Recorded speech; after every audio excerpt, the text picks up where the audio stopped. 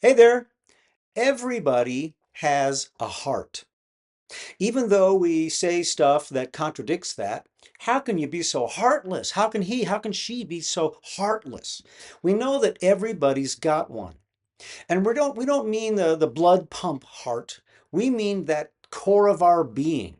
We mean the place deep within that influences what we do and especially how we treat people. God has been talking about the heart in the same way for a long time. He has a rather rich and full history with the heart, this place of ultimate influence since he made it. Throughout much of history, God labored to influence the hearts of men and women from the outside. And there was a problem. As Jeremiah told us in chapter 7, verse 9, the heart is deceitful above all things and beyond cure. Who can understand it? Ooh, that is bad and it's hopeless. But wait, it gets worse. He goes on in verse 10 to say, I, the Lord, taking dictation from God, I, the Lord, search the heart and examine the mind to reward each person according to their conduct, according to what their deeds deserve. That's great news. I mean, I'm toast now. We might as well get it over with. Everybody's got an incurable and a hopeless problem, the heart. But fortunately, God had a plan in the works for the heart. There would come a time when no longer would he work to influence the heart from the outside. He was going to replace it and move in.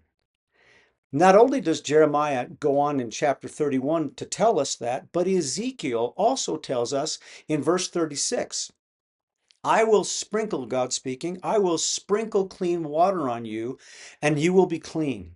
I will cleanse you from all your impurities and from all your idols. I will give you a new heart and put a new spirit in you. I will remove from you your heart of stone and give you a heart of flesh. And I'll put my spirit in you and I'll move you to follow my dictates, my decrees, and be careful to keep my laws. Boom! This is the ultimate out with the old and in with the new construction project. This is the new birth that Jesus came to give us. Paul tells us in the book of Colossians, chapter 1, that this was, quote, the mystery that has been kept hidden for ages and generations, but is now disclosed to the Lord's people. To them, God has chosen to make known among the Gentiles the glorious riches of this mystery, which is Christ in you, the hope of glory. Hooray! There are 100 ways this applies to us, the recipients of new hearts, with God inside as the package deal, including both gifts and blessings galore. But for today, here's my point. Everybody has a heart. Call that to mind when you're reading their stuff online or when you're speaking with them or you're listening to their and watching their videos. This will keep you from going blind and deaf because you're intrigued or inflamed by what they say or what they wear. How's their heart is a great question to ask God. And if you don't know, speak to them or speak of them as though God's target is their heart.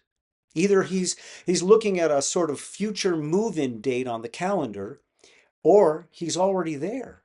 And that'd be great news. Now, I don't mean, by the way, that you have to become an evangelist. You can, but you don't have to be that. But at least be aware of the core, the central issue.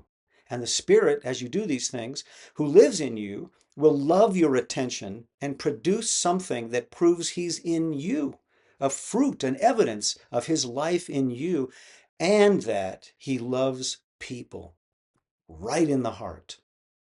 Turns out we like that. See you later.